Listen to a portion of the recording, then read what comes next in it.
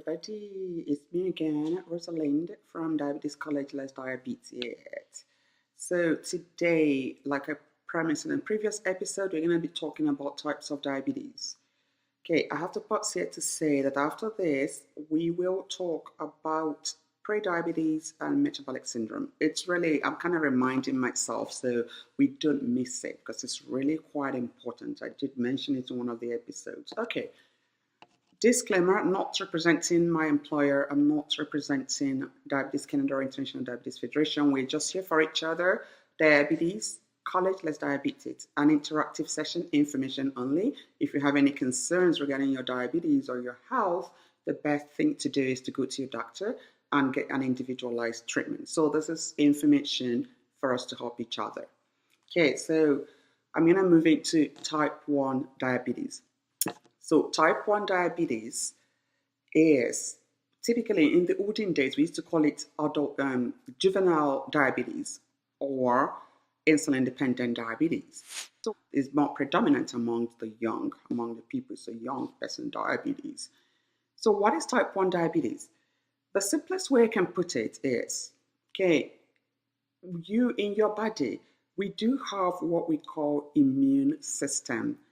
This is the body's army that protects the body.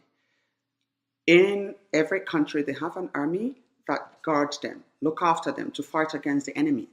So this army, all of a sudden, started attacking a particular city in that country for no reason. Even the president of the country does not know why. So that means we don't know why. The immune system, the army in your body, started attacking the beta cell of the pancreas, the very point where insulin is produced. They begin to attack it and destroy that beta cell. Therefore, insulin is no longer produced. As a result, when someone with type 1 eats the food, they're not able to be utilized for energy. They're not even taking it away. There's no insulin to take the sugar away from the blood. So the person ends up with high blood sugar. And this is neglected. Remember, the body gets into plan B of breaking down fat to utilize as energy. And the end result of this is not wonderful. So type 1 diabetes is a very serious disease. I do call it, it comes like a wrecking ball. Like it just comes. And when the beta cell is destroyed, the person really does need insulin as a lifeline and needs to be addressed really very urgently. So that's type 1. Okay, so type 2 diabetes. What happens with type 2?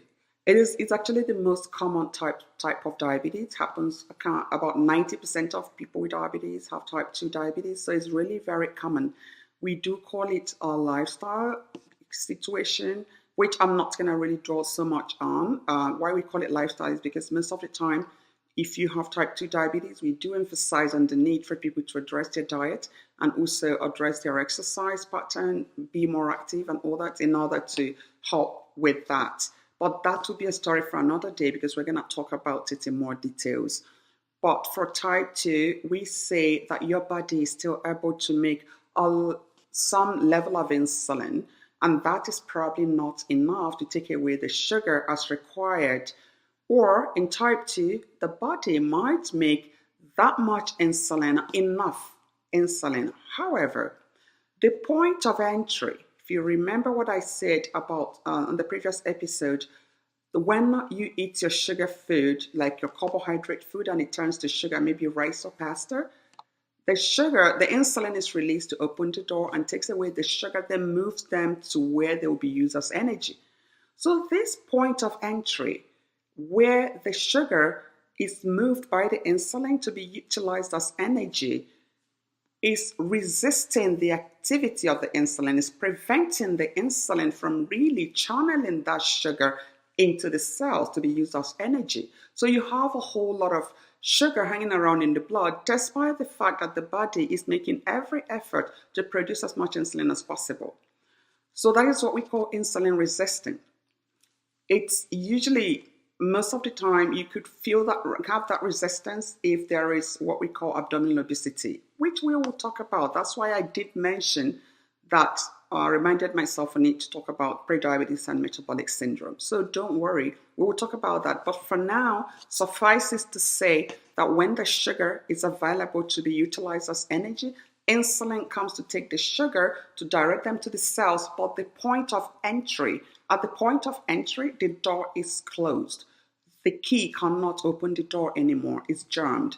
And then the body continues, the pancreas continues to produce even more insulin, and that tires it out at some point. So that's for type 2. And then we have gestational diabetes. It's another broad topic of its own. I'll still draw even more on gestational diabetes as time goes on, but just suffice it to know that this is a diabetes that happens in pregnancy. According to International Diabetes Federation, they did mention that the placenta in pregnancy does cause insulin resistance. So it does cause what I just mentioned in type 2. Like when that insulin is produced because of the situation in pregnancy, there is resistance for the insulin transporting that sugar into the cells where they'll be utilized as energy. In this situation, it just has to do with the pregnancy. So most of the time at the onset of pregnancy, people are encouraged, or recognition of pregnancy on the first trimester, people are encouraged to actually do some blood sugar test just to make sure that you're okay. If someone has blood sugar in high blood sugar in pregnancy or diabetes in pregnancy, they tend to end up most of the time they could have a high blood sugar, and most of the time they do suffer a situation called macrosomia, where they have a huge baby that causes difficult delivery. And if someone has diabetes in pregnancy, there's a possibility that you could eventually develop type 2 diabetes later in life, and even the child in question could develop type 2 diabetes later in life.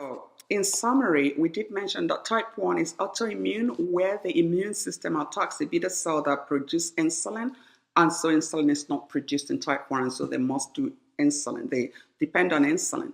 Type 2, there is either not enough insulin produced or there is insulin resistance.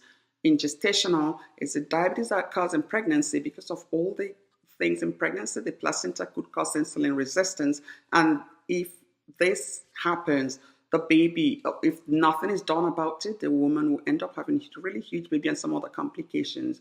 So it's always good for someone to keep on top of making sure you do not have diabetes. Okay, so that will do it for now. And in the next episode, we will talk about prediabetes and metabolic syndrome, just so we know about that.